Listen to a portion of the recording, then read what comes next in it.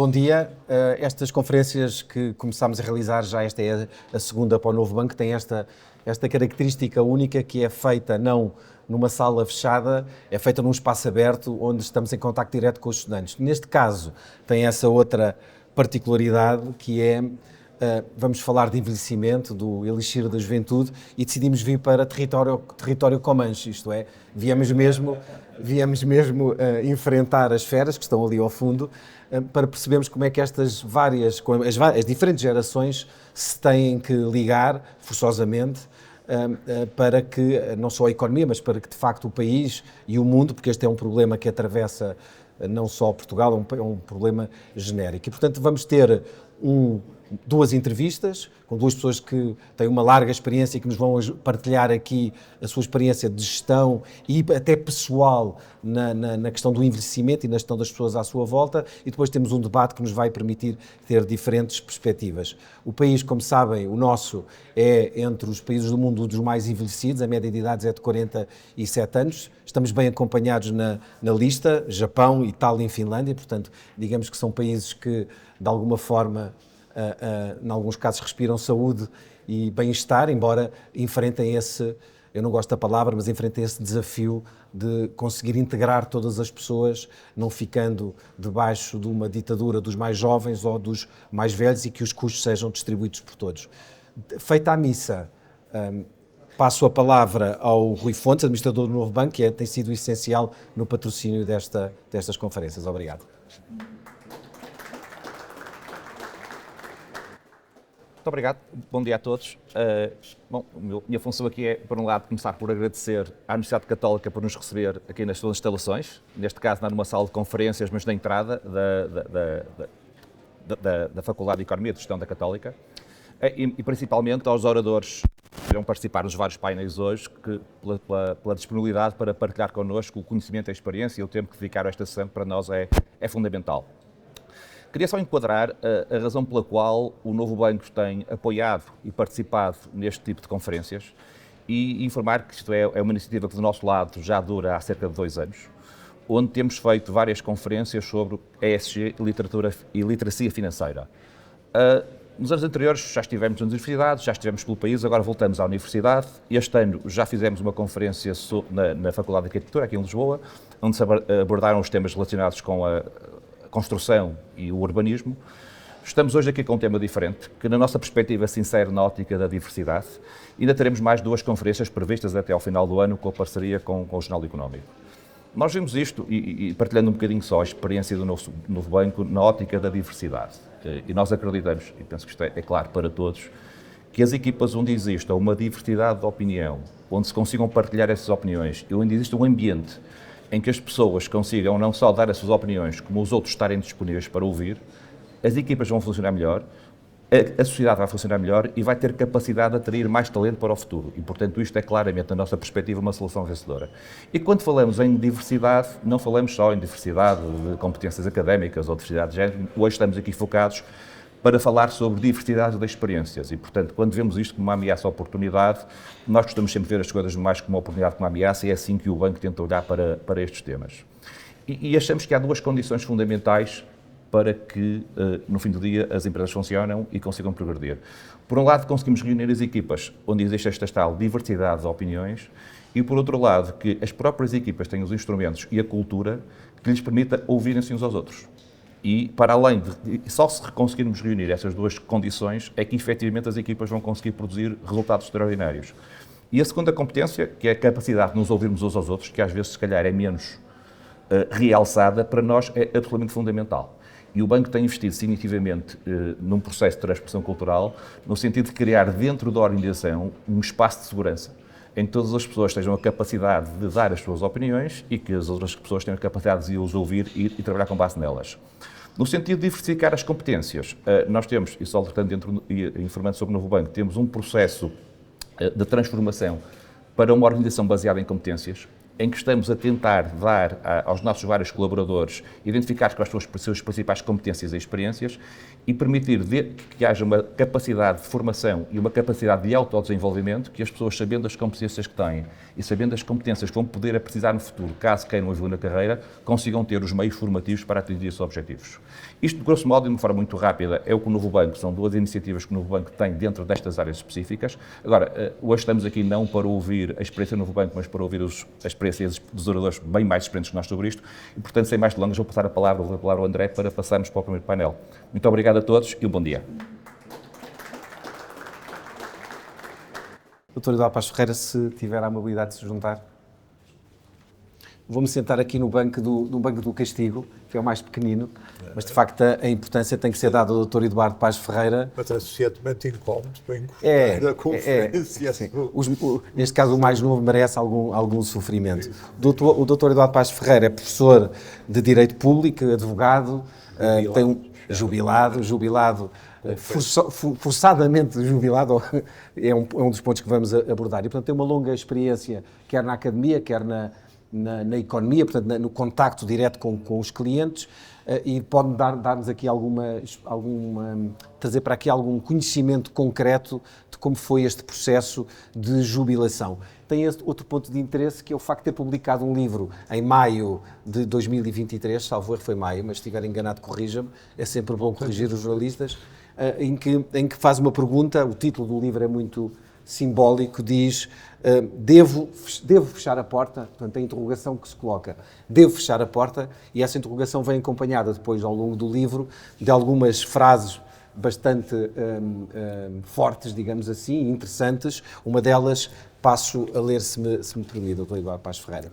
Os idosos que se mantêm em atividade, como era o caso dele, são muitas vezes fui eu que acrescentei por questões diplomáticas, são muitas vezes melhores do que os mais jovens. Há aqui um desperdício de sabedoria e inteligência. Eu começaria por aí. Antes isto é, quando se decidiu jubilar, na verdade não foi uma decisão livre, na medida em que obrigatoriamente teve que se jubilar, certo? Certíssimo. Enfim, bom, se me permitem, o André Macedo, a quem quero agradecer o convite e manifestar o apreço que tenho pela carreira jornalística dele. Nós pouco nos encontramos, quase nada mesmo, mas fui seguindo com muita atenção. Até porque temos uma particularidade em comum, quer dizer, temos duas. Ambos frequentamos a Faculdade de Direito de Lisboa, mas ele se fosse a tempo. Isso. Eu fugi. E depois temos outra, que é uma costela açoriana. Ele não nasceu já nos Açores, creio, mas o pai é açoriano. Pai e mãe. Pai e mãe, pois, exato. E tenho um tio que foi o meu professor no liceu e foi o meu melhor professor. Ensinou-me inglês, mas, sobretudo, era professor também de português. Eu acho que ele contribuiu imenso para a formação. Foi ele que me conduziu para os livros que importava ler, para aquilo que era importante reter. E fiquei-lhe sempre uma grande gratidão. Mas era um professor muito austero e muito rígido. A generalidade dos alunos tinha muito medo dele, para dizer a verdade. E eu próprio interiorizei algum receio. Porque eu ainda tenho outra coisa em relação ao André. Eu próprio fui jornalista durante alguns anos, no início da minha carreira. Portanto, foi uma mudança grande depois. Quando escrevia, só pensava, se o Dr. Luís Macedo lê isto, vai encontrar aqui imensos defeitos, imensas deficiências e tal. Mas, digamos, sem dúvida, uma pessoa notável. Muito bem, vamos então à questão da jubilação, e agradeço as palavras gentis, evidentemente. A questão da jubilação. Há essa imposição, não é a única área onde há. Exato. Na academia há isso, entre os médicos também há, embora o Estado tenha a intenção de, às vezes, puxar médicos reformados para trás, mas com limitações que já vamos ver. Como é que viveu esse período? Este livro revela ou traduz alguma angústia, chamemos-lhe assim. Sim. Sem dúvida, enfim, o André proibiu-me de fazer uma coisa que eu faço sempre muito, que é saudar todas as pessoas, individualmente e tal, mas permitam-me então que não o faça. Já o fez. Como viram, os advogados são assim. Não vou fazer, mas fez. Em especial, queria felicitar o novo banco por essa iniciativa, que considero notável. E o Jornal Económico, não é ainda desta vez que eu pego na sua ponta, desculpe lá, porque eu gostava de dizer que eu gosto muito do Jornal Económico, porque é um jornal que tem uma compreensão do que é economia, do que é saber economia e do que é divulgar saber económico, muito semelhante à minha e muito diferente dos jornais que ficam puramente por uma técnica e por números e tal. Todos conhecem o Financial Times, claro está, é o meu modelo de jornal. Que grande jornal! Mas, enfim, não podemos ter a ilusão, não há meios, não há nada. Mas seguimos as palavras. Então para ir agora direto ao assunto, agora vou ter que meter mais uma frase, que é para ver se é a terceira vez. Escreveu o seguinte: a jubilação é imposta por uma lei que não se preocupa com a condição intelectual e a capacidade de trabalho, mas apenas com o fator de ter atingido uma dada idade. E contra isso não há nada a fazer que não seja manifestar o desacordo com uma solução que atinge os mais velhos, que assim são discriminados de uma forma generalizada de idadismo na função pública. Mantém esta opinião bastante forte. Bastante forte é a decisão de obrigar as pessoas a jubilarem-se. Embora é preciso ver que, para muita gente, isso é extremamente positivo. As pessoas querem, de facto, jubilar-se, querem ter uma vida de sossego depois de décadas de trabalho, particularmente de décadas a ensinar, que não é das tarefas mais simples. Mas o que é certo é que defender que se deve ir para além dos 70 anos, e o que eu defendo, queria tornar isto claro, não é que seja obrigatória a continuação no trabalho. Portanto, não é uma reforma compulsiva, não é obrigar as pessoas a trabalhar até mais tarde para a sustentabilidade da segurança social, mas dar-lhes a possibilidade e tal. Mesmo assim, um dia destes, eu estava, por acaso, num hospital, ia passar num corredor num hospital, e passaram por mim 2 maqueiros e tal, e um deles gritou enfurecido e quase queria saltar de uma escada para a outra: este é aquele homem que nos quer obrigar a trabalhar até os 80 anos. E tal. Portanto, isto presta-se às vezes a interpretações contrárias. Mas não deixa de ser curioso, enfim, há muitos pontos por onde poderíamos começar, que a função pública portuguesa acha que quem tem mais de 70 anos não tem condições para trabalhar, não tem condições para fazer nada, tem condições para ir para o lixo, o que é um erro fatal. Grandes médicos, grandes advogados, grandes arquitetos e tal, são afastados do trabalho de uma forma totalmente disparatada, se me permitem. E é curioso pensar, já que foi tão recente a eleição papal, que na Igreja Católica, pelo contrário, o Papa é necessariamente uma pessoa muito idosa. Este Leão XIV, o Robert Prevost, por exemplo, tem 69 anos e isto é considerado uma boa idade para iniciar o papado.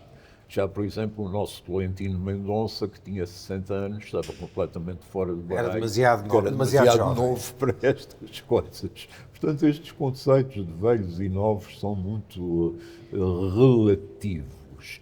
E depois, a matéria de reformas e de pensões e tal é uma matéria muito sensível. É preciso perceber que... Mas a questão das reformas é absolutamente essencial, embora não seja bem o tema que vamos discutir, embora esteja inevitavelmente colado a ele, porque por prolongar da idade de reforma tem essa necessidade de garantir a sustentabilidade da segurança social, tema aliás que não esteve na campanha eleitoral, embora seja uma ameaça, o risco é evidente. Falou da função pública, mas na verdade é que também nas profissões liberais, no caso da advocacia, dos advogados, há aqui várias tensões. Por um lado, há vontade, por um lado os escritórios têm cada vez mais gente nova, há uma enorme pressão do mercado de trabalho. Portugal é um produtor de advogados imensa. Eu felizmente fugi a esse trágico destino, mas há muita Trágico destino, é ótimo. há muitos advogados. Temos, aliás, se compararmos com a média dos países da União Europeia, produzimos licenciados em Direito, o dobro, às vezes, em alguns casos, em comparação com alguns países, o triplo dos advogados. Mas os escritórios de advogados, de facto, a uma certa altura, que os advogados mais experientes, que têm experiência, perdoa a redundância, são postos de parte e acabam por ser afastados. Haveria aqui algum caminho para poder integrar essa experiência? Muito obrigado. É obviamente a questão que me dói, de maneira que, boa bola. Com a advocacia aconteceu, bom, exatamente aquilo que assinalou, o acesso maciço à advocacia, o número de faculdades de Direito que há no país, quer dizer, passamos do antes de 25 de Abril, em que apenas havia Coimbra, as faculdades de Coimbra e Lisboa, que aliás são uma história engraçada, mas não há tempo para contar todas as histórias engraçadas que vai havendo por este mundo, de maneira que vamos adiante. E nos últimos anos multiplicaram-se as faculdades e multiplicou-se a procura. Mas o que é certo é que um grande número de jovens licenciados em Direito acabam por andar depois aí numa situação de grande precariedade financeira, basicamente fazem advocacia oficiosa, ou seja, trabalham naquele grupo de advogados que vão defender pessoas que não têm rendimentos para assegurar o pagamento de um advogado e levam uma vida difícil. Mas a grande aspiração dos estudantes de Direito, e isso por vezes dava-me vontade de sorrir, pelo menos, é a de irem para as grandes sociedades de advogados. As grandes sociedades de advogados, quer pela qualidade que têm, e que estou longe de contestar, quer pelo excelente marketing que têm, quer pelos jornais que se dispõem a fazer permanentemente Investem nos jornais. Investem na comunicação e, portanto, embora exista uma fronteira bem definida entre o que é a comunicação dos bancos e o que é a informação. Em alguns casos, para ser justo, conhece isso melhor certo, que eu. É verdade.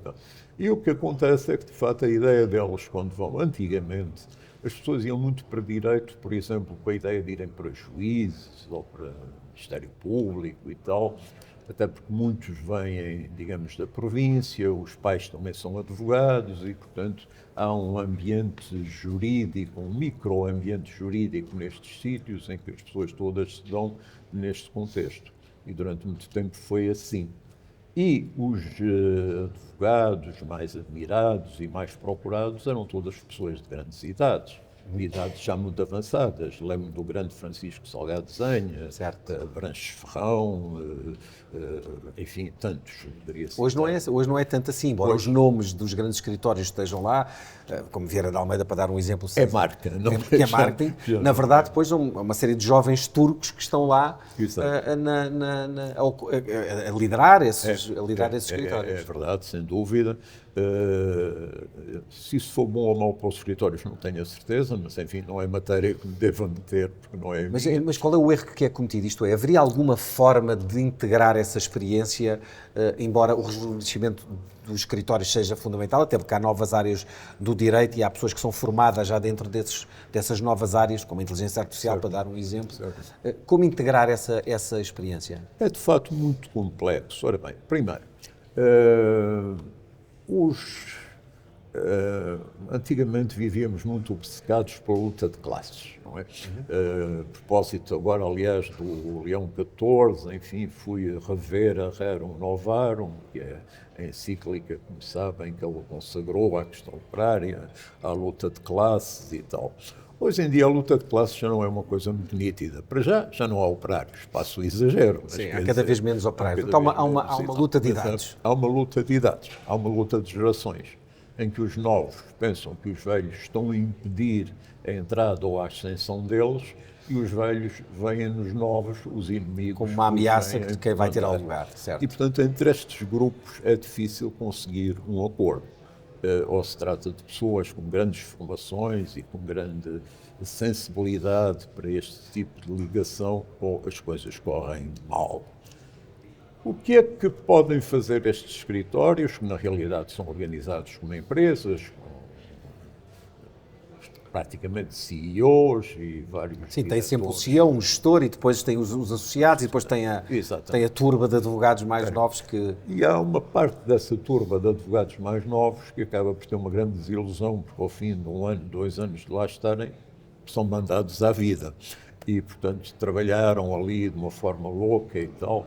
Há um filme, já não me lembro qual é, que mostrava essa coisa dos jovens advogados fechados numas caves a trabalharem terrivelmente e tal. Depois chegavam ao fim. E eram enviados para casa. E depois outros, claro, seguramente os melhores, ou os que têm Acabam por ficar. Acabam por ficar e acabam por fazer carreiras muito brilhantes muitas vezes.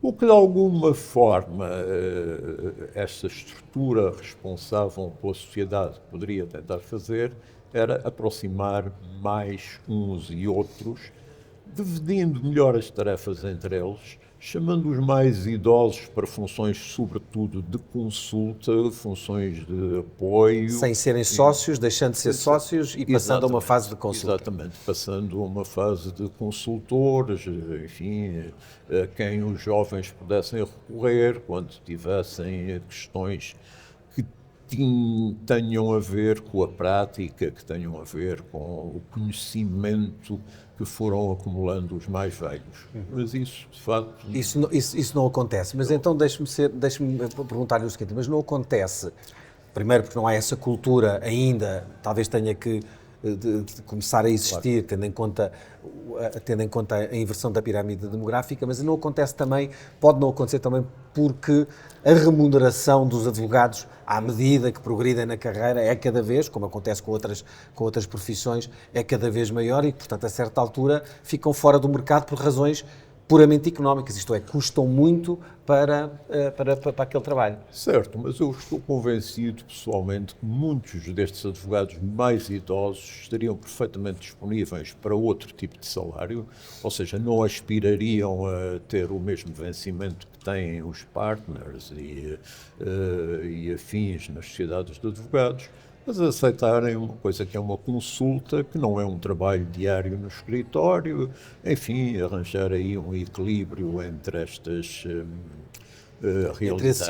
Entre esses interesses. No seu livro, a certa altura, escreve o seguinte: no tempo em que fui estagiário de advocacia, era comum os estagiários seguirem os patronos, normalmente advogados bastante mais velhos, e interagirem com os demais séniores do escritório. Era normal estes chamarem os estagiários para lhes mostrarem peças do processo que consideravam muito bem feitas ou rotundamente erradas, ou para participarem em discussões de casos. À hora do almoço saíamos juntos e partilhávamos a mesa de refeições. Isto também mudou radicalmente, o que faz com que, de facto, essa separação se acentue, isto é, não há uma troca de experiência nem técnica, do ponto de vista técnica jurídica há pouca partilha e até do ponto de vista social não há essa mistura, é isso? Radicalmente, mas isso não é um problema específico da advocacia. Sim. Hoje em dia, de facto, as pessoas mais novas não se dão com as pessoas mais idosas, em geral. Sim. É muito difícil. Eu, no outro dia, aliás, estava a falar com um médico, estava-me a queixar de vários problemas meus e tal. Sabe, tem que aligeirar a sua vida, tem que se dar com pessoas mais novas e tal. E, de facto, a minha aspiração hoje é dar-me com pessoas mais novas. Mas não vou pôr propriamente um anúncio no jornal. Já não há anúncios no jornal também, mas não vou usar uma rede social. Nos jornais não valia a pena, nos jornais em papel pelo menos não valia. Não valia, não é? Mas do ponto de vista digital... jovem, procura-se para convívio, podia ser ainda por cima muito mal interpretado. Para convívio. Isso, não diga isso, o Ministério Público está a ouvir. Meu Deus, vivemos numa sociedade muito perigosa. E, portanto, a sociedade foi perdendo essa qualidade das diferentes gerações se darem muito entre si. E há uma coisa, aliás, que penso muitas vezes e que é um pouco, de alguma forma, o contrário do que estamos a pensar, mas explico o que penso sobre isto. Em 1930, em plena Grande Depressão, como sabem muitos dos presentes, Keynes, o grande Keynes, o adepto do... Escreveu aos netos a tal... Escreveu a célebre carta aos netos. Bem, eu logo disse que toda a gente sabia, ou pelo menos o André seguramente. Eu soube, é aldrabice, porque eu soube pelo seu livro, não é? Eu descobri pelo seu livro. Pronto, todas as fontes de conhecimento são boas.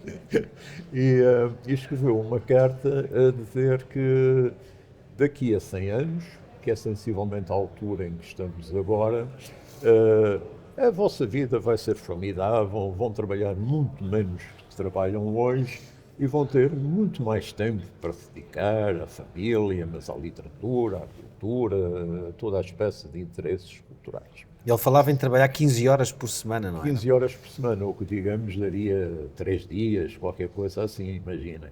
A ideia é muito simpática, mas devo dizer que para muitas pessoas, bom, mas não vamos confundir os dois temas, ia dizer, para muitas pessoas é muito dolorosa a ideia de trabalhar 3 horas só. Mas depois volto a isto para agora não cortar.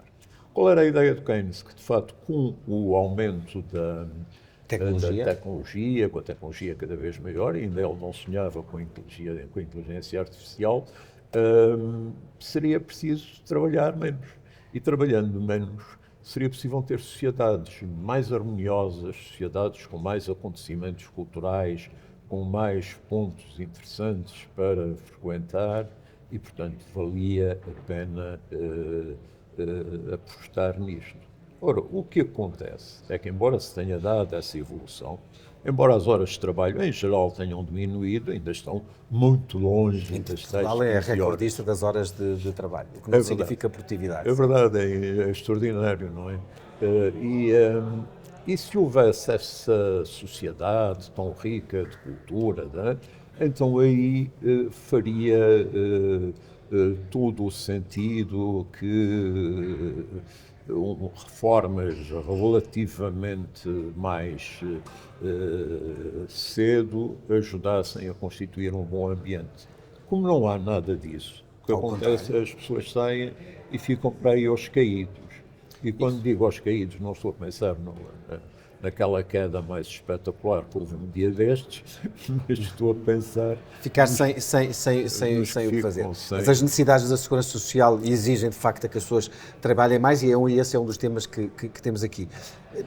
Vamos ficar por aqui, Eduardo. Muito obrigado. Isto é uma conferência pop-up, é mesmo de 1 hora, embora vamos depois, isto tem um prolongamento em podcast e depois terá uma série de entrevistas que vamos fazer para dar mais profundidade, porque de facto 15 minutos ou pouco mais de quase 20 minutos com o Eduardo Passos Ferreira é manifestamente insuficiente. Eu queria agradecer-lhe a gentileza e a inteligência que trouxe aqui para esta curtíssima conversa. Eu é que lhe agradeço e vos agradeço terem participado nisto e acho esta ideia de fazer aqui no lobby, no lobbying da faculdade, sim. O lobby da faculdade, de facto, é onde estamos mais novos. E tal, portanto, arriscando que sermos ouvidos pelo inimigo, digamos, entre aspas. O objetivo é extremamente interessante, digamos. A liberdade tem um preço. Reage ao que está aqui a ser dito. Não parece. Pareceu muito. São muito dóceis. Podemos provocá-los um pouco mais para ver se vêm cá. Ou dar uns gritos. Falar mais alto. Fica para os próximos que vão ter que falar. Muito bem. Muito obrigado. Muito obrigado. Está aqui a sua mala. Sim, muito obrigado. Muito bem. Como disse há pouco, é mesmo uma conferência sempre a abrir, 1 hora e pouco. Vamos passar então agora ao debate. Eu chamo os convidados, enfim, convidados que sabem do que vão falar e vão permitir que encaixemos aqui diferentes perspectivas. Eu começo por convidar a Maria da Glória Ribeiro, que é a cofundadora da Amarop, uma das empresas de headhunting mais conhecidas e mais interventivas do país. A Maria de Oliveira Martins, professora associada da Faculdade de Direito da Universidade Católica Portuguesa, portanto está em casa e que tem pensado também bastante estas questões. Não vai ser fácil fazer-lhe perguntas, eu estou um bocadinho em pânico, mas vai passar. O João Rodrigues Pena, gestor, consultor empresário, que tem uma empresa, que é a Arboris, que trabalha com empresas de empresas familiares e que, portanto, tem conhecimento precisamente da tensão entre os mais novos e os mais velhos. E o Jorge Malheiros, que ainda não encontrei, o Jorge Malheiros está está aqui, o Jorge Malheiro, geógrafo do Instituto de Geografia, isto é um nome comprido. Ia começar pelo Jorge Malheiros, precisamente, geógrafo, eu ia dizer demógrafo, mas tem uma experiência enfim, do problema que enfrentamos. Aquilo que eu começava por lhe pedir, se não olhar para a frente, e será a segunda pergunta, é para que aqui todos nós percebamos melhor a evolução, o que tem acontecido do ponto de vista demográfico em Portugal. Depois veremos também a comparação com o resto do mundo, porque não estamos isolados nesta corrida para a inversão da pirâmide demográfica. Era descrever como foram os últimos anos, como evoluiu depressa este envelhecimento da população. Hoje a média etária é de 47,1 ou 47,2, não sei se estou a ser preciso. E passo-lhe a palavra, então. Bom dia. Tem que ser com o microfone, que tem que ir rodando. Obrigado. Também bom dia a todas e a todos, e quero agradecer ao Novo Banco e, sobretudo, ao Jornal Económico a oportunidade de estar aqui. Eu às vezes digo, já respondendo à pergunta, há duas grandes questões, para além da distribuição geográfica da população. Eu sou geógrafo, é verdade, preocupo-me com as questões da população e, portanto, com a geografia da população. Há dois grandes temas demográficos que correspondem a grandes desafios do conjunto do país, para além da distribuição desequilibrada da população no território nacional, de que todos temos consciência. E dos outros dois também temos. Um é a questão das migrações e das migrações internacionais, basta ver o debate político e aquilo que ela suscita, e depois é a questão do envelhecimento. São os dois grandes desafios da demografia portuguesa, que são também dois grandes desafios da demografia global. Respondendo à pergunta, e portanto, sendo aqui disciplinado, o processo de envelhecimento do país, enfim, pode ser traçado nos últimos 60 anos, só alguns dos dados que trouxe para lembrar coisas de que todos sabem. A proporção de idosos, a população com 65 e mais anos, era menos de 10% em 1960. Hoje, aproxima-se dos 25%. Portanto, para em cada cidadão, em 4 cidadãos portugueses, um tem mais de 65 anos. Por outro lado, a média de idades são 47 anos, como disse bem. O que significa que a população portuguesa, em termos de idade média, está num nível muito avançado. Mas a da Europa também está num nível muito avançado, e a de todo o mundo aparece também, já com médias de idades, em muitos casos, dos 30 e muitos, em muitos países dos 30 e muitos, em vários países dos 40 ou acima dos 40. E, em terceiro lugar, e o terceiro indicador clássico aqui é o índice de dependência, que está, de acordo com os censos, nos 183, aproximadamente. O que quer dizer que para cada 100 jovens temos 183 idosos. E ele ultrapassará os 200 em breve, e, portanto, teremos uma proporção, se não ultrapassou já, depende de como calcularmos. O que significa que teremos 2 idosos para cada jovem. Mesmo assim, e, portanto, podemos depois falar de se a demografia é sustentável ou não. Mesmo assim, com os aumentos de produtividade, é possível sustentar uma população com muito mais idosos, mas que tem óbvios custos.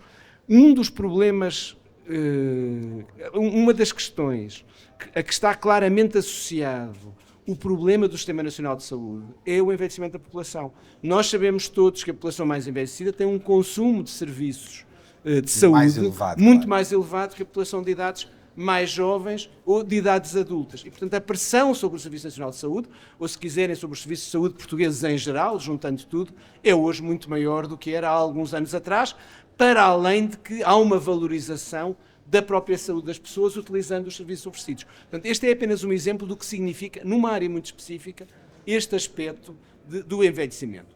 Depois há a componente do mercado de trabalho, e terminarei aqui. Antes disso, há 2 motivos fundamentais para se envelhecer. Isto é, ainda falamos de pirâmides etárias, mas como diz um colega meu demógrafo, a ideia de pirâmide é uma ideia cada vez mais do passado. Porque a estrutura da população é piramidal quando os jovens são muitos e os idosos são poucos.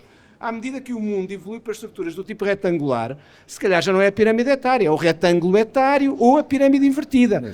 Há quem lhe fale, por exemplo, da quilha do navio, porque faz assim uma estrutura arredondada no cimo, é verdade, porque há menos idosos, mas depois torna-se retilínea à esquerda e à direita. Portanto, nós estamos na fase retangular. Cada vez mais estamos na fase retangular e a tender para a pirâmide um bocadinho invertida. Claro que no futuro teremos algum equilíbrio, isto é, quando as gerações que tiverem muitos filhos tiverem chegado à idade adulta e depois à idade idosa, acabarão por falecer, não é? Porque falava-se há bocado de Keynes, como ele disse, no futuro estaremos todos mortos. E portanto, nessa altura, estas gerações tiveram mais filhos e que se vão acumular no topo da pirâmide etária, mesmo que vivam 80 ou 90 anos, a esperança média de vida está nos 81, mesmo que vivam esse tempo todo, morrerão um dia.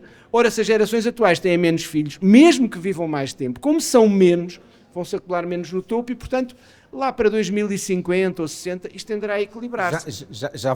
Equilibra-se com uma população idosa. Equilibra-se com uma população idosa. Agora, isto revela dois aspectos que são fundamentais. Nós somos mais velhos por uma coisa que queremos todos, que é viver mais tempo, não é? Nós experimentamos, gostamos daqui andar e, portanto, tentamos prolongar a nossa vida o máximo possível e com qualidade. Haverá exceções, mas... Enfim. Mas, em princípio, a maior parte das pessoas prefere isto.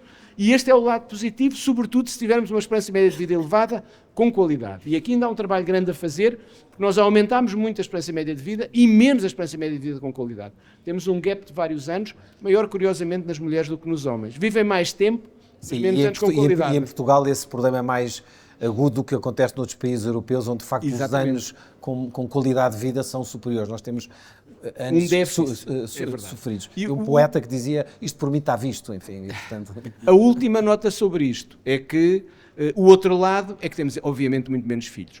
Aqui em todo o mundo, só para vos dar um exemplo, enquanto em alguns países europeus se levou, queria-vos dar aqui o dado correto para as coisas sérias, nos Estados Unidos, portanto, não ir para um país europeu, mas ir para os Estados Unidos, enquanto que os Estados Unidos, para baixarem dos 6 filhos por mulher para os 3 filhos por mulher, levaram 82 anos, entre meados, enfim, a primeira metade do século XIX e 1926, o Bangladesh levou apenas 20 anos para fazer o mesmo, entre 82 e 2002, e o Irão levou 10. Portanto, há uma tendência global para a redução da fecundidade. E eu usei o Irão para se demonstrar que também acontece nos países islâmicos, não é apenas nos países ocidentais.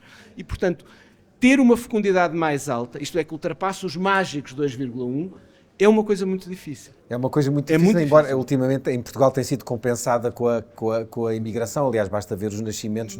Mas o índice sintético de fecundidade evoluiu muito pouco. Ele é 1,3, subiu para 1,4 e, apesar de 1 em cada 4 nascimentos ter mãe estrangeira, como sabemos, mesmo assim mantemos de há 16 anos para cá, como sabe, enfim, como acho que as pessoas todas têm essa consciência, um saldo natural negativo, mesmo com os imigrantes. Muito bem, vamos dar um salto aqui para a economia, para a economia real e perguntava à Maria da Glória o seguinte, não olhando para a frente e como vai ser, etc., quer dizer, com esta descrição que fizemos, que é o que é comum a como vimos também em muitos outros países, embora depois podemos desenvolver isso para não nos sentirmos camisola amarela.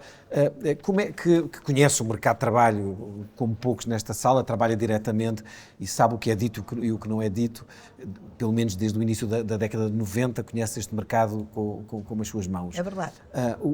Como é que evoluiu a relação imenso na contratação dos mais velhos? Aquilo que eu, enfim, olhando de cima, reparo é que hoje temos líderes das empresas mais novos, não é? Cada vez mais novos, embora tenham que lidar com uma realidade que de facto é diferente. Mas como é que foi feita essa evolução? Não, eu não vejo isso. Eu falo do mundo privado. Privado. Nós, infelizmente, não conseguimos trabalhar com o mundo público. Deixo aos senhores depois a meditação, porque é que será? Porque nós trabalhamos com, evidentemente, a base da independência. Então, respondendo à questão, sim, não vejo isso. Eu lembro-me quando comecei, ainda, no princípio dos anos 90, nos relatórios, em todo o resultado do ano, nós tínhamos ainda, agora é completamente fora de questão, apresentar vários items, nomeadamente tipo de funções que fazemos, para que tipo de estruturas empresariais, setores, etc., e também idade. E eu lembro-me que logo nos primeiros anos, o meu chefe, que era francês, perguntou-me, mas ouve lá, como é que tu tens aqui uns diretores, uns C-level e uns CEOs com uma gente de 30 e tal anos? E vocês lembram-se, aqueles que já estão cá desde os anos 90, adultos, de facto tinha havido uma espécie de, sei lá, revolução cultural, qualquer coisa assim. As gerações anteriores a essas, a mim, por exemplo, estavam todas a trabalhar nas empresas públicas ou em pequenos negócios de família, sei lá o quê. Não tinham... Portanto, havia uma nova gente que entrava nas grandes empresas de fast moving consumer good, na altura tudo dominado por grandes multinacionais, é verdade, que depois os portugueses conseguiram seguir. Na grande maioria, Tenho aqui a banca, por exemplo, o novo banco, mas que foi muito inspirado no Crédit Agricole francês também. E todos os exemplos eram assim. Portanto, agora não. Agora nós vemos cada vez mais, eu vou saltar do princípio dos anos 90 para agora, para os anos em que estamos, pós-pandemia, mas antes também, cada vez nós colocamos pessoas nessas mesmas funções e outras que têm, imagino eu, porque não se pergunta a idade, é proibido, mais de 60. Imagino eu porque as pessoas dizem que tiraram o curso em 88 ou em 85 e, portanto, às vezes, sem querer, lá estamos nós a fazer contas. E a pergunta que se faz é quanto tempo é que ainda quer trabalhar? E posso-lhes garantir que os melhores dizem o tempo que eu conseguir. Espero não ter nenhuma doença. Os melhores e a maioria? Tem a mesma opinião? Eu ouvi com atenção o professor Paz Ferreira, que sabe imenso do assunto, etc. Porém, há aqui uma questão que nós temos que ter consciência. As pessoas, a partir de determinada altura, também encostam-se ao facilitismo da desculpa da idade. Faz-me lembrar as mulheres às vezes também se encostam à circunstância de ser mulheres para não fazerem determinadas coisas. Portanto, isto também há o mal dos velhos, posso chamar assim. Se tivéssemos que ter, embora seja uma opinião, inevitavelmente uma generalização, se tivéssemos que qualificar, definir a atitude das pessoas mais velhas hoje, enfim, quando eu digo mais velhas, a partir dos 55 para cima, eu estou quase nesse campeonato. Os melhores continuam... São os melhores, mas a média das pessoas que julga que quer continuar a trabalhar ou olha para a frente com a média das pessoas com que nós lidamos, agora podemos dizer, mas nós lidamos com os melhores. De facto é verdade. Mas a média das pessoas com que nós lidamos quer continuar a trabalhar. E as empresas? E as empresas querem ter essas pessoas a trabalhar ou quando há este processo de recrutamento? E as empresas cada vez aceitam mais pessoas que têm uma probabilidade de existência na vida ativa de menos de 10 anos. Menos de 10 anos. E, portanto, as empresas estão dispostas... As empresas cada vez mais estão dispostas. Há discriminação, sobretudo no mundo tecnológico, em relação a gente que já não está na linha tecnológica das startups. E aí, pequenas empresas das startups, em regra, são lideradas por pessoas mais novas, com menos de 40 anos. Que acabaram de chegar, porque também não acreditam, é preciso também, todos nós temos que fazer um esforço. Eu volto à comparação das mulheres num mundo muito masculinizado.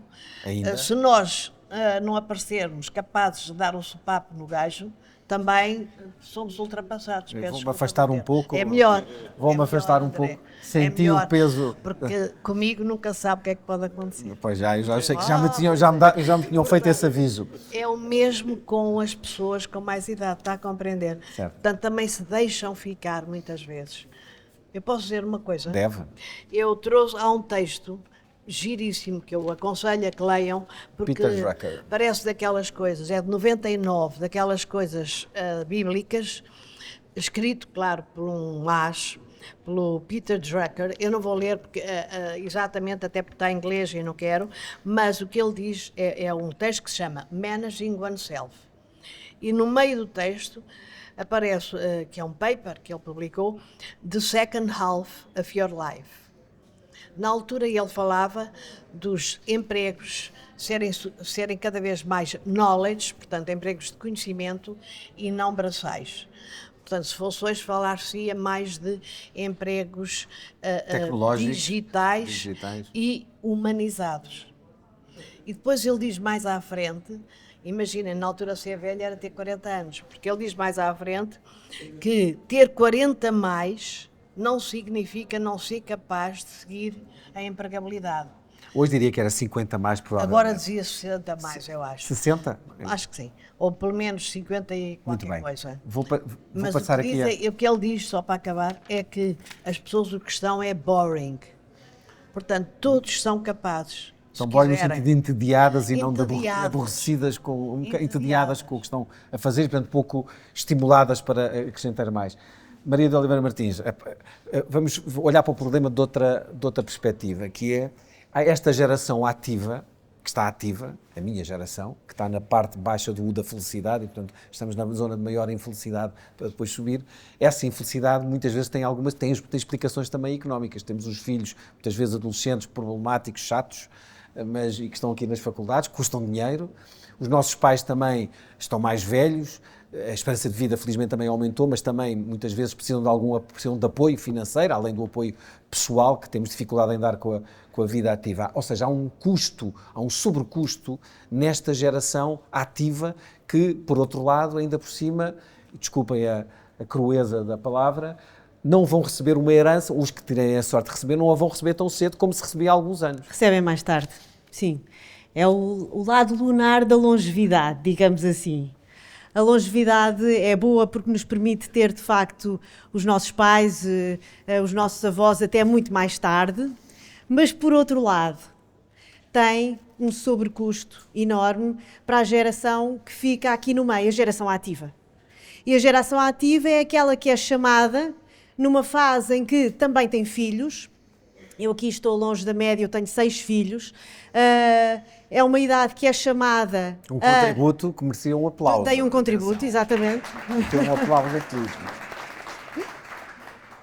É uma geração que é chamada, no fundo, a subsidiar a educação dos seus filhos, porque a educação hoje é cada vez mais complexa, porque os trabalhos também exigem cada vez mais formação e conhecimento.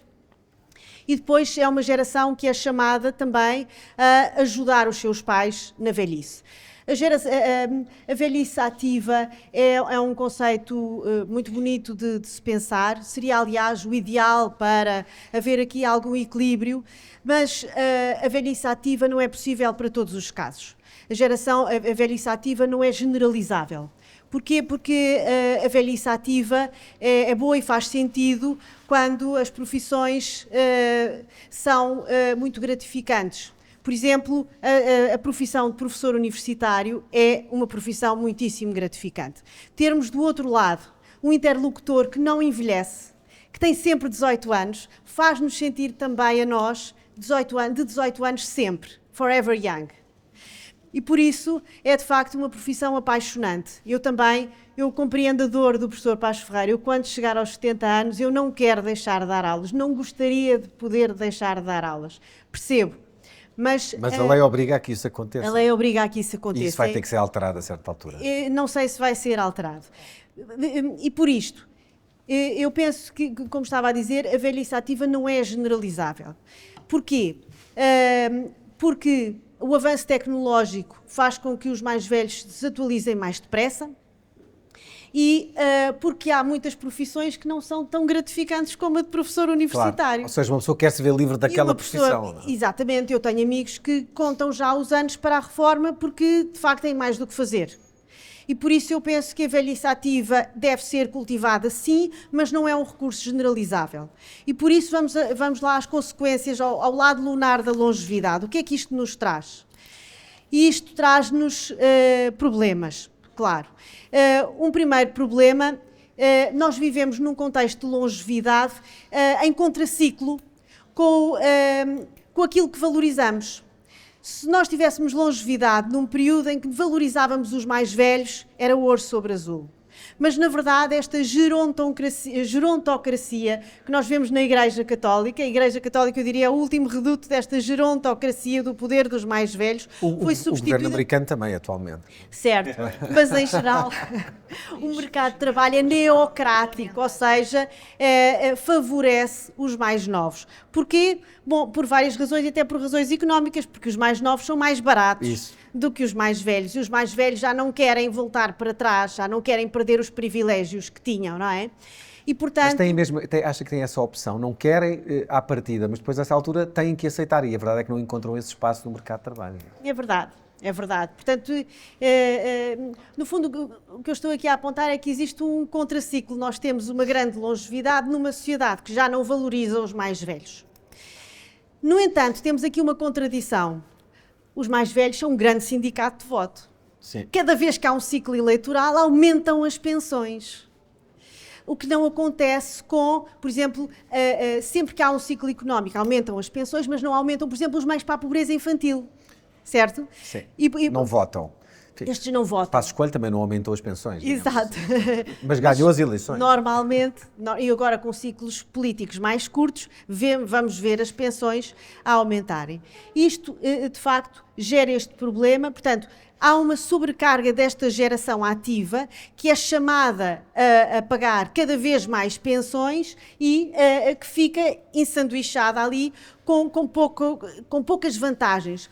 No fundo, aquilo que eu queria trazer para aqui, este é o tema de fundo, é preciso reponderar o equilíbrio entre as gerações. Há 3 grandes gerações, a geração dos mais novos, a geração que vai até à juventude, 18, ou há quem diga que a juventude não termina aos 18, aos 25, vá. Depois a geração ativa e depois a geração dos mais velhos. E eu penso que há desequilíbrios que têm que ser ponderados. A questão da herança social é uma questão que é ponderada, ela foi, enfim, é uma questão antiga, já levantada pelo Thomas Paine, mas reeditada pelo Bruce Ackerman e pelo Piketty. E o que é que eles dizem? Como a longevidade impede os mais novos de receberem a herança na idade em que se recebia até ao século XX. E os pais morriam normalmente quando se estava no início da vida ativa. E, portanto, tem que se encontrar uma forma de compensar isso. E tem que haver, ou seja, no fundo aquilo que eu digo é... Mas não são os 5.000 euros do livro, de certeza. Não, a proposta do Bruce Ackerman é muito mais ambiciosa, a partir da riqueza que é produzida no país, retirar uma taxa de 2% e oferecer $80.000 aos 21 anos, quando se inicia a vida ativa. E é isso que ele chama a herança social. O livro também chama herança social, mas diz dar 5.000 euros, depositar 5.000 euros na conta de quem nasce. Não é bem o mesmo conceito, no fundo.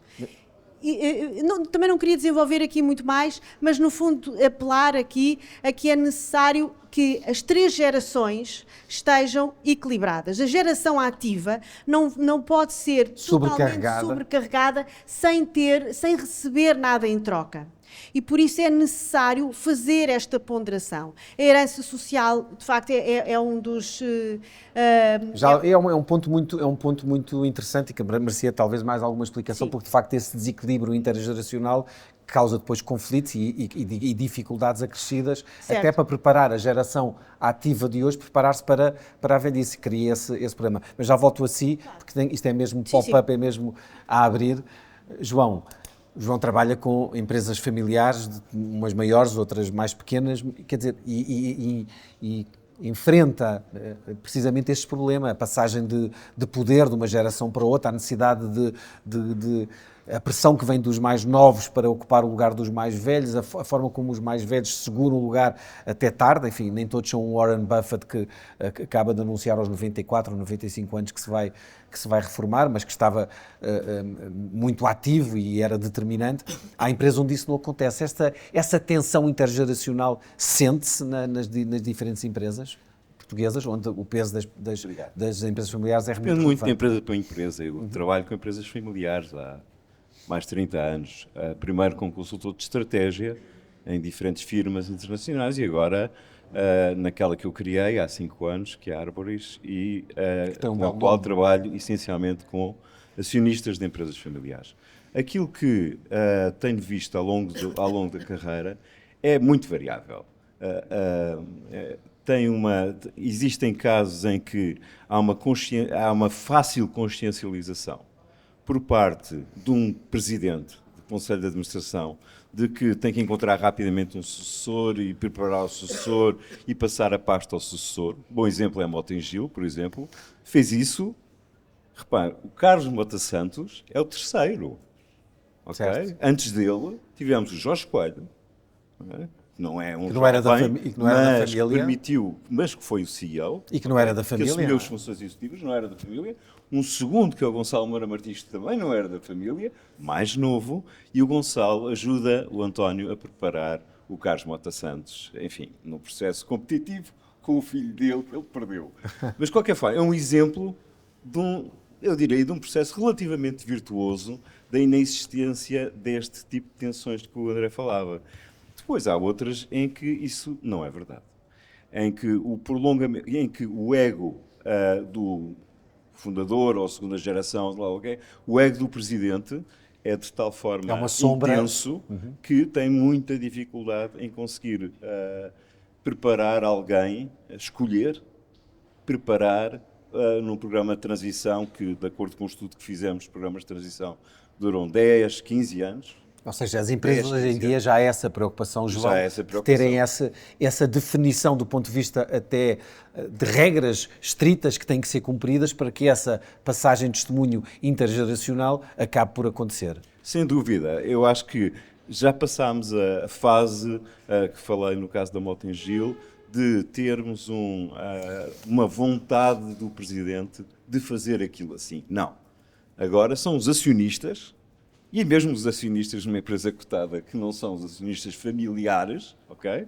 Que colocam a pressão para a escolha, a preparação. Mas o fundador tem sempre as cartas na mão, isto é, ele tem sempre as cartas na mão e, portanto, pode ir adiante. Isto é, aquilo que nós não vemos acontecer em regra nas empresas, que é um gestor, um CEO prolongar o seu mandato para além dos 70, 75, 80, nós nas empresas familiares vemos fundadores com as mãos no volante até muitíssimo tarde, não é? Nas empresas familiares, uma das características das empresas familiares em relação às não familiares é o pensamento e a visão a longo prazo. Okay? Que implica depois a lógica de investimento, a lógica de desenvolvimento, mas pensam a mais longo prazo do que as não familiares. E quando se pensa a mais longo prazo, os acionistas vão colocar a pressão para que se estabeleça quem é que vai tomar conta da empresa mais à frente. E depois essa pessoa, quando é escolhida e toma, a primeira preocupação dela tem que ser: e agora? Quem é que vai vir a seguir a mim? Eu tenho 40 anos, ok? Os meus filhos têm 20. Tu tens que começar a preparar isto a 10, lá está, 10, 15 anos de distância. Porque havia aquela ideia de que a primeira geração, o fundador, funda a empresa, desenvolve, a segunda faz crescer e a terceira consome a empresa e reduz a cinzas. Olha, ainda bem que refere isso, porque na minha opinião isso é um mito urbano terrível. Não tem nada a ver com a realidade. Absolutamente nada a ver com a realidade. Não existe nenhum estudo quantitativo que prove isto. Que a terceira geração forma. é... Portanto, foi algo que se criou, uma ideia, etc. Provavelmente as empresas não familiares para denegrirem as familiares. Isto não vai durar mais do que 3 gerações. Certo. Não metam rio de vosso dinheiro. Mas não é isso que acontece. Agora, o que me preocupa aqui sim mais... Pode ter mais a ver com os ciclos também das empresas e do próprio negócio. Sem dúvida. Que... Agora, relativamente àquilo que foi aqui dito, e utilizando a palavra sénior, eu não gosto da palavra idoso, por simplesmente tenho 64 anos. Eu não quero para o ano ser um idoso. Eu quero ser um sénior. Ok? Portanto, utilizo sempre a palavra sénior. Não me leva a mal, professor. Mas pronto. A lógica aqui, sim, é muito uma lógica de um profundo estigma de contratar ou, inclusivamente, reter pessoas a partir Esse é um bom ponto, João, para depois temos que passar e fazemos isto mais, tem que ser mais rápido. Esse ponto é muito importante, mas para si também, que é, mesmo em empresas familiares, onde tem um fundador e que gera a empresa com as mãos no volante e que é mais velho, a própria empresa depois não tem esta abertura para contratar pessoas mais velhas, isto é, esta questão cultural de ter alguma desconfiança em relação a pessoas que podem até estar no seu ponto mais alto, no seu zénite do ponto de vista da qualidade profissional, com 55, 60, essas empresas, embora geridas por um sénior, desconfiam deles. É possível Essa isso? é uma questão muito interessante, André, porque, além disso, fizemos um trabalho há pouco tempo para uma empresa portuguesa, líder europeia em construções metalomecânicas de altíssimo nível de sofisticação. Não existe nada em Portugal parecido, existe uma em Espanha e por aí fora, mais ou menos. Essa empresa tem um presidente que tem 80 e muitos anos e ele nunca conseguiu deixar de ter a sua equipa, a equipa que sempre foi a equipa dele, que agora tem 75, 80 anos. E continuavam a ser os diretores. E aqueles jovens todos por baixo, fantásticos, formados ali, formados fora, super bem preparados para assumirem as funções desses diretores de 75, 80 anos. 35, 40, 45, às tantas já têm 50, e o que é que eu faço aqui? Para onde é que eu vou? E ao entrevistarmos cada um dos segundas linhas e cada um dos primeiras linhas, chegámos à conclusão de que os primeiras linhas estavam perfeitamente conscientes de que o seu tempo, tal como estava definido enquanto executivos, já tinha passado. Eles queriam continuar na empresa. Havia um que era viúvo que dizia: se me mandarem para casa, eu não consigo sobreviver 15 dias. A minha vida está aqui. Ok, respeitemos isso. Vamos ouvir essa pessoa e entender o que é que ela pode ainda dar. E pode ainda dar muito. Ela dizia, diziam depois as pessoas que trabalhavam por baixo dela, que a porta dele está sempre aberta. E eu, quando preciso, vou lá falar com ele. Experiência. A experiência é de um valor brutal. Um valor muito. E quando falamos em séniores, falamos em experiência. E o que acontece, eu sei, eu vou tocar outra vez no ponto, André.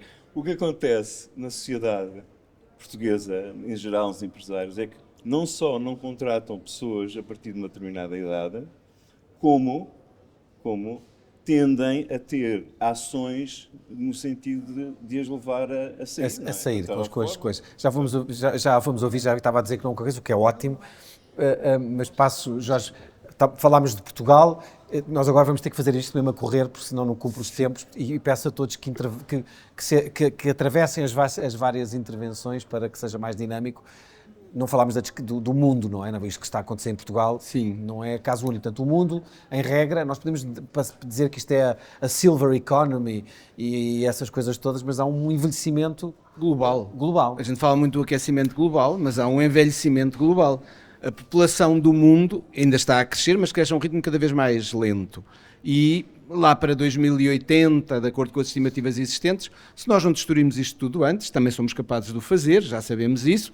Esperemos inverter uma tendência que parece ser cada vez mais crescente, com riscos enormes, mas admitindo que somos suficientemente sensatos para continuar a evoluir, daqui a 35 anos, 40 anos, a população estabilizará e depois diminuirá. Mas com um quadro muito mais envelhecido, não é? Com um quadro muito mais envelhecido, porque o grande reservatório de população jovem neste momento é a África, é o continente africano, sobretudo a África subsaariana. Mas vai envelhecer depressa, e aqueles ritmos que eu disse de diminuição do índice sintético de profundidade a velocidades cada vez mais rápidas, quando acontecer em África, vai ser rápido também. Portanto, em 10, 20 anos, em alguns países 25, a redução dos 6 para os 3 e dos 3 para os 2 acontecerá rapidamente. Portanto, o mundo envelhece com pontos de partida diferentes, claro. Sociedades como a portuguesa, ou a japonesa, ou a italiana são muito mais envelhecidas do que a da Tanzânia ou a do Uganda. É óbvio, mas são muito envelhecidas. Basta uma pessoa ir à Ásia e sente um contraste enorme. Também, mas depende da Ásia. Depende da Ásia. A China, neste momento, já está abaixo dos 2,1 e a Índia, o maior país do mundo, está em cima dos 2,1 da reposição de gerações. O que significa que os dois grandes gigantes mundiais, em termos demográficos, estão neste momento também a entrar numa fase de estabilidade e início de declínio. Ou olhemos para o Brasil, já abaixo dos 2,1, outro gigante, o maior de todos, da América Latina. Portanto, a questão do envelhecimento é um desafio global que se põe a ritmos diferentes e com premências diferentes em países diferentes, sendo que Portugal está na linha da frente e, nesse sentido, podíamos ser claramente um bom exemplo em termos de experimentação. Já agora, entrando um bocadinho na discussão e dizendo aqui duas coisas. A primeira é, eu também sou professor universitário, mas não tenciono jubilar-me. Quando puder reformar-me, pensando as coisas entre os 65 e 70, penso fazê-lo. Logo se vê, ainda passarão uns anos, também não muitos, penso fazê-lo. Porque gosto de dar aulas, mas eu acho que devia dar menos aulas do que aquelas que dou, com toda a sinceridade. Desculpem o termo, chateia-me a fragmentação e dispersão por cadeiras que tenho, chateia-me mudar o mesmo número de horas que dava quando comecei, chateia-me ter Quantas horas o é que mesmo são? número de alunos. São 9 horas por semana, mais ou menos, portanto, e gostava de ter um pouco menos, porque isto é as horas de contacto, é como se chama agora a linguagem de Bolonha, são horas de contacto. Eu levo mais a corrigir um teste do que as horas de aula que às vezes dou numa cadeira inteira num semestre. E, portanto, quer dar menos aulas. Isto é, como dizia, não é aqui no contexto das empresas, mas das universidades, aquilo que eu faço hoje, do ponto de vista, por exemplo, da carga burocrática administrativa, de gestão e de apoio à investigação, é muito mais do que quando era jovem, e as horas não diminuíram. E há duas coisas que eu penso, no entanto, quando chego a idoso, que são o mais velho, peço desculpa estar a usar o termo idoso, que me agrada. Uma é do ponto de vista sénior, uma é do ponto de vista pessoal. Eu farei 60 anos para o ano, estamos a falar da nossa idade. E para mim é uma coisa que me estimula muito, é que ser quinquagenário é chato. Agora, sexagenário, tenho uma enorme expectativa. Quando eu passar a ser sexagenário, eu espero que haja aqui um salto. Não vou comentar essa expectativa. E o segundo é mais do ponto de vista mais filosófico. Uma das obras filosóficas mais interessantes da filosofia ocidental, a Crítica da Razão Pura, escrita pelo Kant, foi escrita quando ele tinha 57 anos. E depois revê a obra, com muitas melhorias, 7 anos depois. Há grandes autores que só escrevem a partir dos 50 de Saramago, enfim. O Camilleri, em Itália.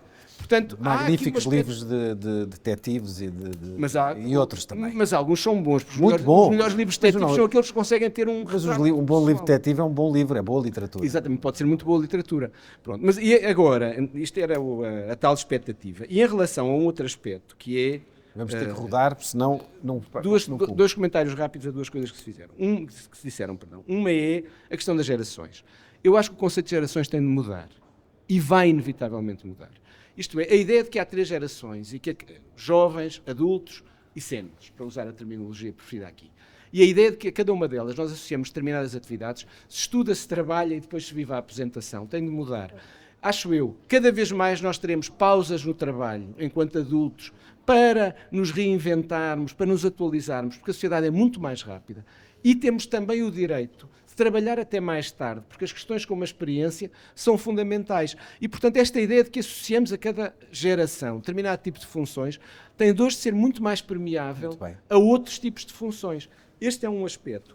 E o outro é, quando às vezes conversava com o meu avô, pensando agora em gerações, eu acho que aquilo que nós falamos, e a sociedade onde ele nasceu no princípio do que tinha nascido, ou já faleceu, no princípio do século XX. A sociedade em que ele nasceu, que é a sociedade da materialidade da Revolução Industrial, foi mais ou menos a mesma até ao pós-Segunda Guerra Mundial. Esta sociedade em que vivemos hoje, aquilo que podemos chamar de sociedade digital, o haver 2 mundos, a minha geografia era uma geografia do físico, hoje a geografia tem o físico e o digital, muda completamente a nossa noção de realidade. E mesmo quando estimamos, por exemplo, a necessidade de empregos, ela hoje tem variáveis, com a inteligência artificial, com a questão do teletrabalho, etc., que conhecerão muito melhor do que eu, que implica um mundo totalmente diferente e essa possibilidade em que eu acredito e que discutimos há bocado, de podermos trabalhar menos. Maria, vai-me poupar uma pergunta, o que é maravilhoso. Vou poupar uma pergunta, exatamente. Maravilha. Vou aqui só responder aqui. Eu concordo com o que diz, eu acho que as gerações não são estanques. Agora, eu acho que é ainda assim importante pensarmos em termos geracionais, em termos políticos. Porquê? Porque em termos políticos nós temos que olhar para a sociedade e a sociedade tem que ser coesa. Não podemos ter um grupo que está totalmente sobrecarregado e achar que esse grupo vai aguentar a carga toda até ao limite, porque não vai. Ou esse grupo se rebela, e nós já sabemos, hoje em dia as rebeliões vêm sob a forma de populismos, vêm sob formas perigosas e, portanto, é importante continuarmos a falar aqui das gerações. Acabam por ingressar esses movimentos que contestam a democracia, contestam a organização da sociedade. Só também uma última nota e depois passo. Eu também acho importante esta ideia da reinvenção.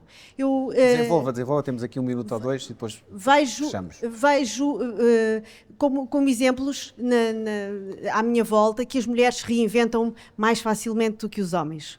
Os homens prendem-se muito ao trabalho, a vida é o trabalho. As mulheres não têm a vida tão presa ao trabalho e por isso é mais fácil reinventarem-se. Hoje o trabalho... Por causa da questão dos filhos e tudo isso?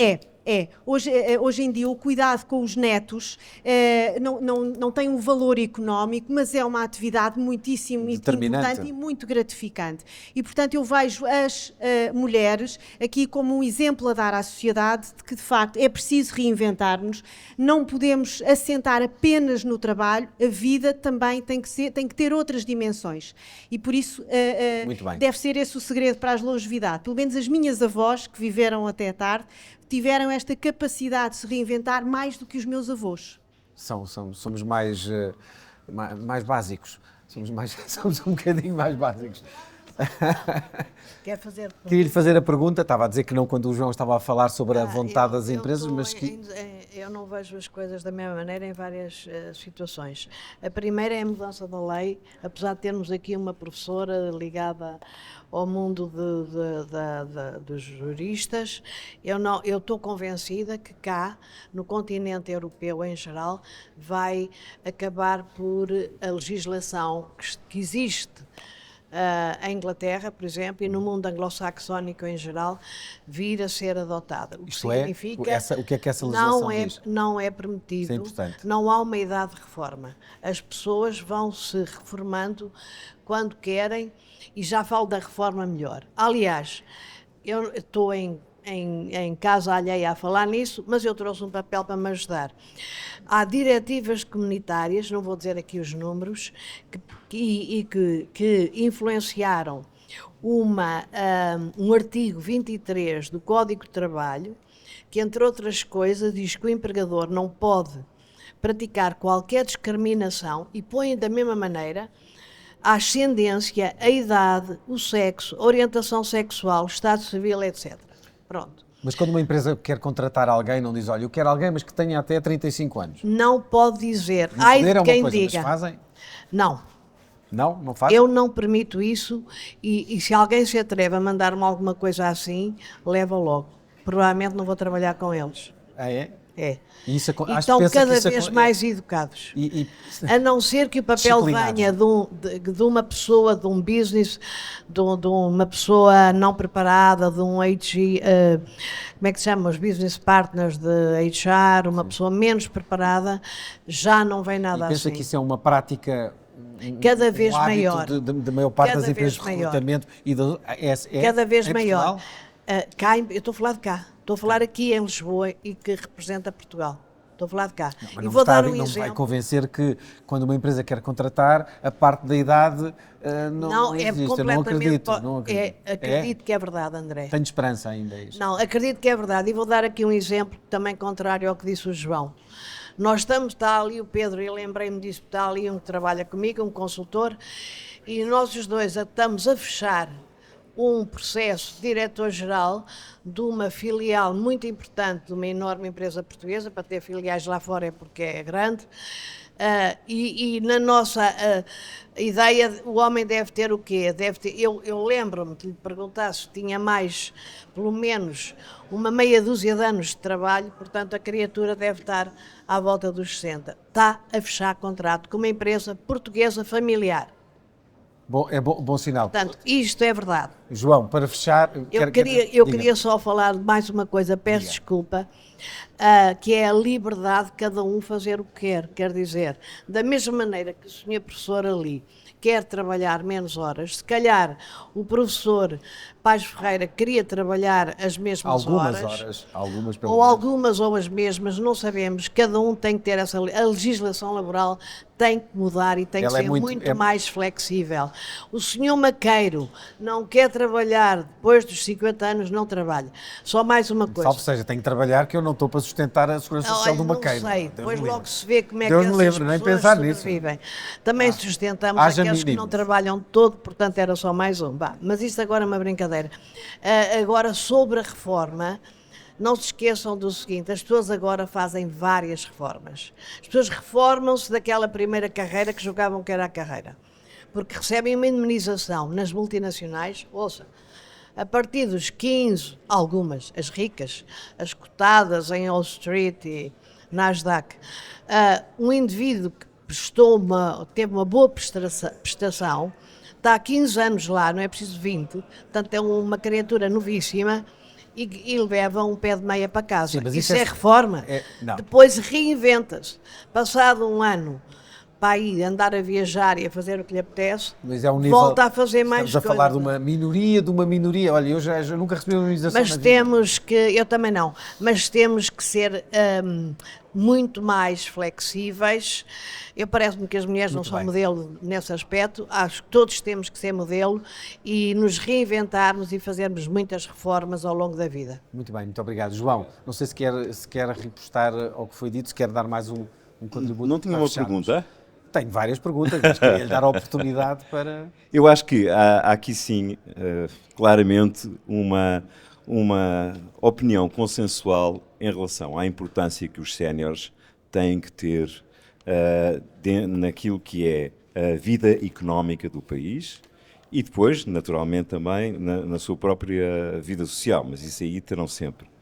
Mas a economia, hoje em dia, da generalidade dos países, tem que ver os séniores de uma forma diferente e tem que lhes dar uma maior oportunidade. Apesar do que disse a Maria da Glória, eu acredito, do que tenho visto, que existe um estigma, claro, relativamente a isso, na maior parte das empresas. Não em todas, mas na maior parte delas. Esse estigma vem, por um lado, dos acionistas e da alta direção, etc., mas vem também muito dos profissionais de recursos humanos. Os profissionais de recursos humanos têm uma formação muito cartesiana relativamente àquilo que têm que fazer e olham, quando estão envolvidos num processo de recrutamento, olham para a idade de uma forma claramente estigmatizada, ainda hoje, não é? E mesmo profissionais de recursos humanos relativamente jovens. Isso é algo que tem que acabar, tem que haver um esforço de sensibilização, por um lado, e por outro lado eu acho que há um papel que o Estado deve ter.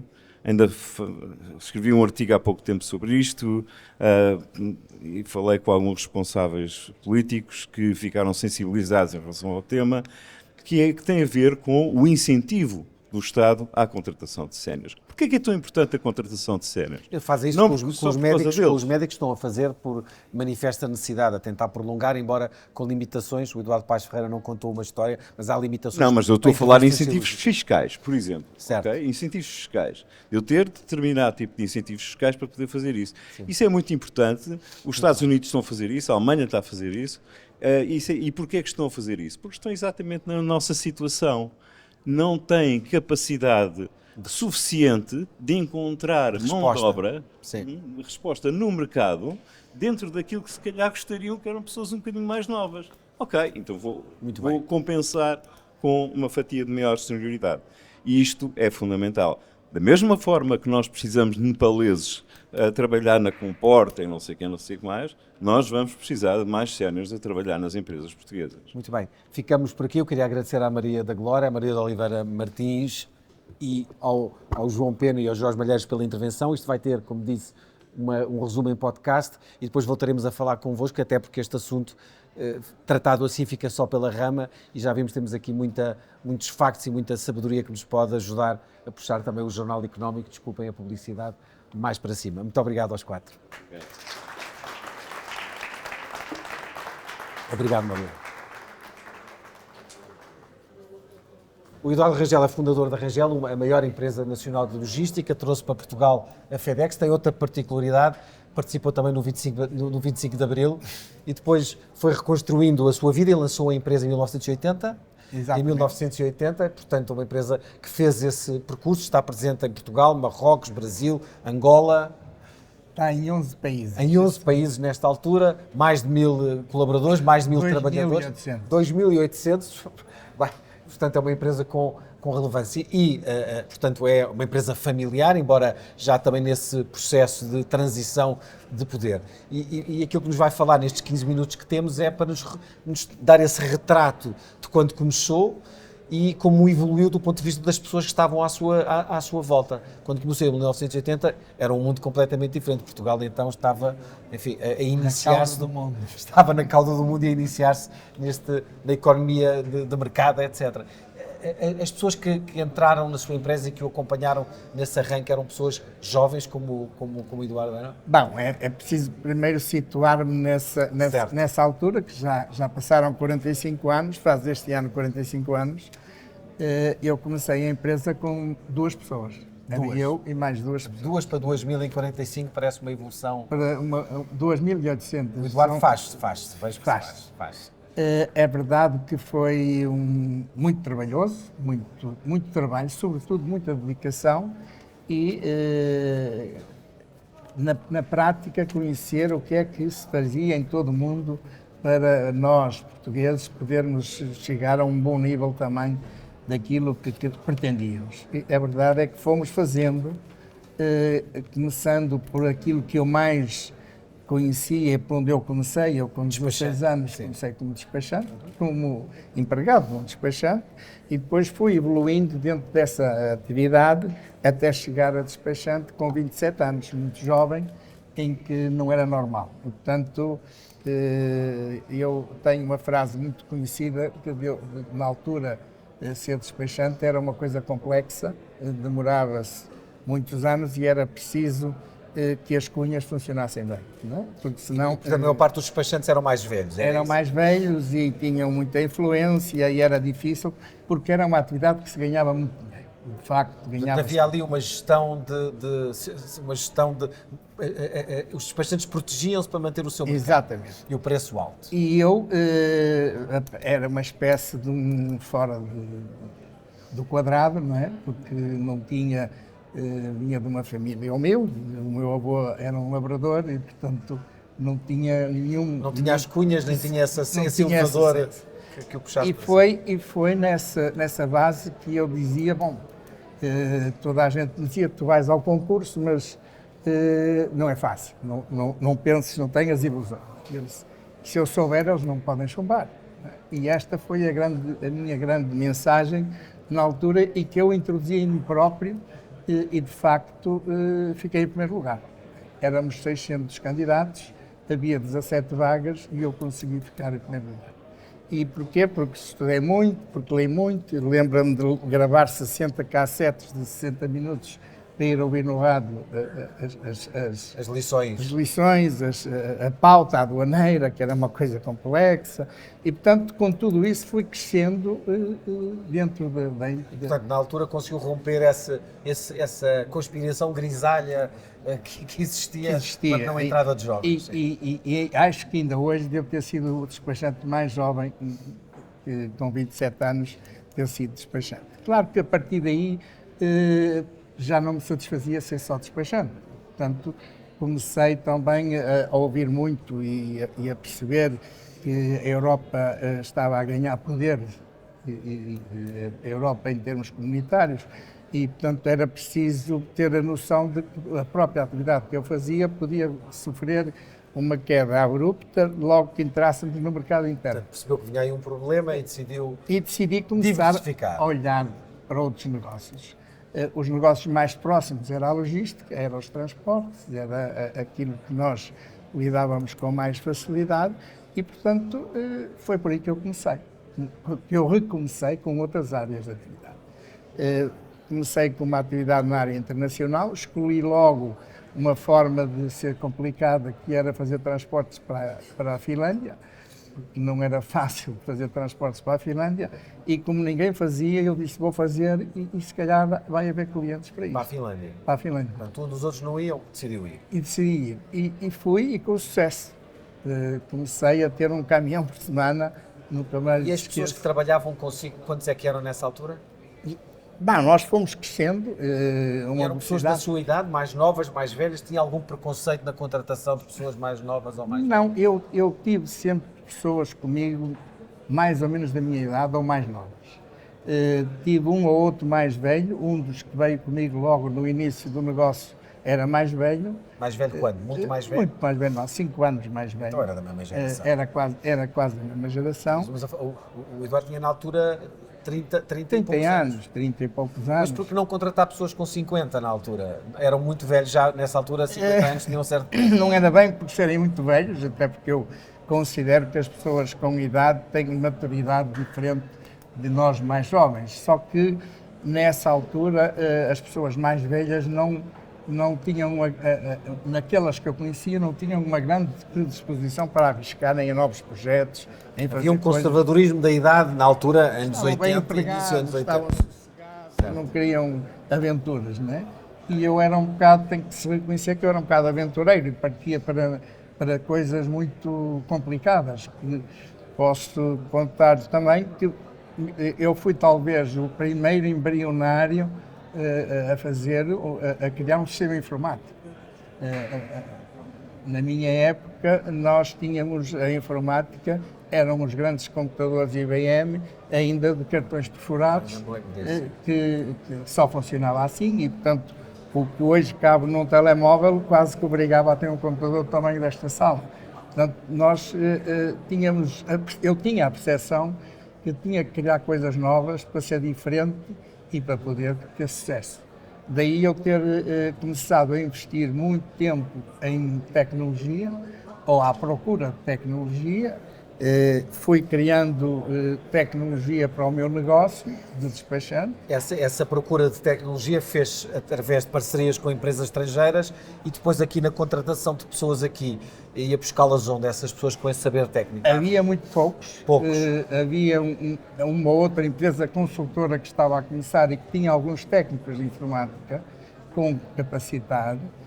Eu fui buscar pelo menos um que era bastante bom e que trabalhou comigo durante muitos anos, em que com ele, e até acabei por dar sociedade depois numa empresa que formei de tecnologia só, de software, uma software house e uma empresa de venda de computadores. Chegámos a ter 150 pessoas a trabalhar em software e em equipamentos. Isto estamos a falar numa altura em que muito pouca gente falava nisso. Sim, a tecnologia era uma coisa do planeta. Eu não diria que não havia oferta, né? E eu tinha uma percepção de que era, também fiz uma coisa que acho que faz falta muitas vezes fazer, que é correr pelo mundo à procura do que é que se fazia. E encontrei em França, na Alemanha, nos Estados Unidos, muitas coisas já de informática e mesmo ligadas à área da logística e dos transportes. E eu tinha essa noção, eu tenho que fazer alguma coisa em Portugal também nesta matéria, e uma das coisas que eu quero fazer é aquilo que nós chamávamos as declarações aduaneiras, enviadas hoje à internet, na altura não havia internet, e como é que nós enviarmos os documentos para a alfândega, ou para as alfândegas. Tinha que encontrar uma forma tecnológica para o fazer. E a verdade é que ainda usamos uma coisa que já não existe, que era o protocolo X25, e consegui fazer transferência de dados de uma forma tecnológica. Deixa-me fazer aqui um fast forward só para perceber o seguinte. Portanto, na gênese do seu negócio está uma procura permanente dos problemas que se vão colocar e onde podem surgir soluções empresariais que tragam rentabilidade e vitalidade à empresa. Hoje, quando olha para a sua empresa, com mais de 2.000 funcionários, com uma transição em curso também de poder, mantém essa energia ou sente que é necessário ter pessoas mais novas que consigam antecipar o que vai acontecer daqui a 10, 20 anos à sua volta? Eu não tenho nada contra as pessoas mais velhas, porque as pessoas mais velhas... Trabalha com elas na sua empresa? Também trabalham comigo e considero que alguns deles são muito úteis e muito importantes. E que estão consigo há muito tempo? E que estão comigo há muito tempo. Eu tenho ainda pessoas quase da fundação da empresa. Tenho pelo menos um ou dois da fundação da... E era capaz de contratar uma pessoa com 60 anos hoje em dia, se lhe aparecesse... olhando para os currículos, eu olhava e de repente havia um muito competente com 35 e outro muito competente com 60. Qual é que escolheria? Eu escolheria, talvez, depende da função a que ele queria atribuir. Mas é verdade que uma pessoa de 60 anos é uma pessoa com uma bagagem de conhecimento e de experiência muito superior a um jovem que sai da faculdade. Mas uma pessoa com 40 anos, 35, 40, já não saiu da faculdade, já tem também a Sim, sua... mesmo com essa idade, eu ainda hoje admito pessoas que tenham 40 anos, e 35 e 45. Porque a experiência também das pessoas é uma componente importante da evolução dos projetos. Mas o Hidro conhece muito bem empresas, enfim, e está em contacto com muitas empresas, como concorrentes seus, com empresas com quem negocia. Negocia da CIP, por exemplo, fala com muitos gestores, muitos empresários. Aquilo que nós discutimos aqui há pouco, qual é que pensa que é a atitude, em regra, em Portugal, face às pessoas com mais de 55 anos? E julga, segunda pergunta, faço-lhe a segunda pergunta a seguir, qual é que é a atitude que acha que existe em relação dos empresários e dos gestores em relação a... Sabe que isso depende muito do setor e da função a que estamos a pensar colocar essa Portanto, só para a liderança, a experiência conta. A experiência conta. Se for para um lugar de liderança, pois é evidente que a experiência conta e bastante, não é? E também conta muito o currículo dessa pessoa, o que é que ela fez, de facto, porque há pessoas com 60 anos que fizeram coisas maravilhosas na sua profissão e que são coisas que nos interessam a nós aproveitar. No fundo, é comprar conhecimento através de pessoas que já andam há muitos anos a fazer coisas que nos interessam que se façam. E isto, na verdade, não me põe nenhuma reserva. A única reserva que tenho é que os mais jovens têm uma possibilidade mais rápida de se adaptar a novas tecnologias, a novos formatos de gestão, porque nós temos que ter isso em conta. A gestão hoje é diferente da gestão há 45 anos atrás. E os mais jovens têm essa adaptabilidade, essa capacidade de aprender. Há pouco discutimos também isto, que é dessa resistência a mudar das pessoas mais velhas. A partir de certa altura, dos 45 para cima, as pessoas perdem alguma velocidade, algum incentivo para se ir melhorando. Na sua área de negócio, a tecnologia é absolutamente central. É fundamental. Não é? Eu não tenho nenhuma reserva em relação a pessoas mais velhas, e no sentido de que a experiência delas pode ser muito útil. Embora tenho que ter sempre em conta que o nosso negócio, a área dos transportes, da logística e sobretudo a logística hoje, são processos de trabalho que obrigam a pessoas com conhecimentos básicos de tecnologia e mais ou menos adaptados a isso. Mas pode acontecer uma pessoa entrar na sua empresa e daqui a 5 anos ficar completamente desatualizada do ponto de vista tecnológico. Há essa preocupação de ir dando formação e, genericamente, existe? Sim, nós temos planos e programas de formação quase mensais sobre diferentes vertentes. A tecnologia é uma delas. Nós temos hoje cerca de 28 pessoas só dedicadas à tecnologia, a desenvolver programas, a desenvolver... Mas existe essa preocupação? Os salários em Portugal, em regra, não são elevados, comparativamente a outros países ainda continuamos com o nível salarial, até porque a grande crise de 2011, 2014 referiu os salários, apesar dos aumentos dos últimos anos. Existe esse incentivo das pessoas se adaptarem, porque nós percebemos desta discussão que tivemos aqui, é que inevitavelmente vamos ter que trabalhar mais anos por causa da questão da segurança social, que mal mencionámos, e porque também temos energia para isso. Sente isso com as 2.000 pessoas que trabalham, que há essa consciência deste contexto em que vivemos e que se vai tornar cada vez mais... Sabe que o meu setor é um setor muito enérgico e na prática também exige muito das pessoas. É verdade que uma pessoa mais jovem tem mais resistência, uma capacidade de resistência maior. Embora a constituição das equipas que procuramos fazer é que haja sempre uma pessoa mais velha, com mais experiência, mais background daquilo que fez a vida toda, para que os jovens também sigam algumas dessas tenho pessoas. Essas referências. Porque hoje a logística é sobretudo tecnologia. Não vale a pena... Não é outra coisa. Não é outra coisa. E, portanto, nós somos os primeiros a sofrer com uma paragem de eletricidade. Depois paramos tudo. O apagão. É um apagão total, não é? Assim como os problemas que tivemos quando tivemos que parar por causa do Covid, também é a mesma coisa. Mas isso significa que tem que ter muita gente nova ou é possível, de facto, e não ter apenas uma pessoa de referência mais antiga? É mesmo preciso ir rejuvenescendo?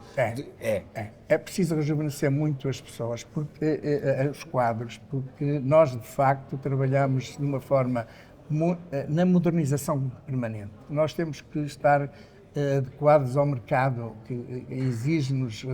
Hoje nós falamos, como sabe, nós introduzimos a FedEx em Portugal, que não existia, e introduzimos a FedEx em Portugal. Na altura, a FedEx era uma empresa só de tecnologia, e hoje continua a ser uma empresa só de tecnologia, e nós tivemos que nos rapidamente adaptar. Para isso é preciso ter pessoas que tenham essa capacidade de aprendizagem. Faço uma última pergunta que tem a ver com a questão salarial.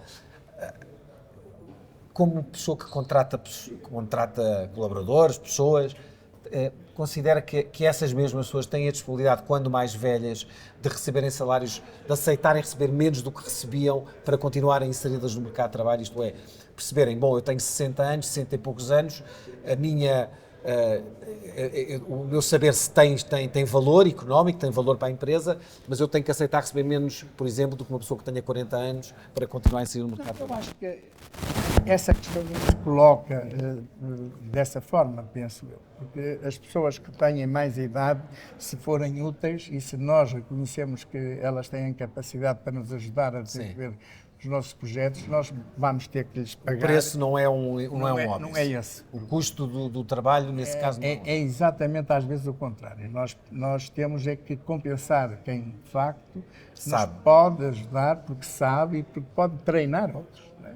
E isto, às vezes, é a própria predisposição dessas pessoas para poderem ajudar a treinar os mais jovens. Mas são poucos os que chegam a esse ponto da carreira, isto é, que têm depois a capacidade de ensinar. É uma minoria, não?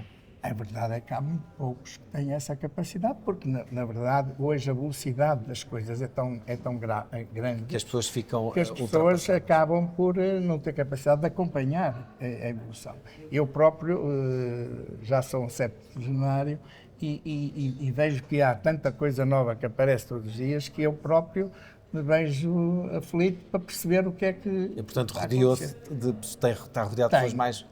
Estou rodeado de pessoas mais jovens, tenho um filho que felizmente encaixou bem nesta vida empresarial e é o CEO. E é ele que conduz a empresa em regra com a sua experiência... Eu conduzo a empresa naquilo que são objetivos estratégicos. E no dia-a-dia daquilo que são já as ações diárias, ele já faz muito esse trabalho. E nós estamos permanentemente, como somos uma empresa com muitas ligações internacionais, ele hoje está numa conferência na Alemanha, amanhã está em Geneve. Portanto, nós não temos as nossas pessoas não têm empregos de estar sentados a uma secretária a preencher papéis. Portanto, conseguiu esse justo equilíbrio entre a experiência e a necessidade. Nós fizemos tudo para que as pessoas tenham tempo para pensar e para desenvolver processos mais sofisticados. Muito bem. E é isso que fazemos. É isso, muito bem. Eduardo, muito obrigado por ter estado aqui connosco. Obrigado a todos. Portanto, ficamos por aqui. Acho que fizemos um percurso interessante. Depois no jornal vai ser publicado o resultado destas conversas, também em podcast, sendo que estas pessoas, estas figuras que estiveram hoje connosco, vão continuar a pensar no Jornal Económico estes assuntos que partilharam connosco. Muito obrigado. Muito obrigado. Eduardo, muito obrigado. Foi muito simples.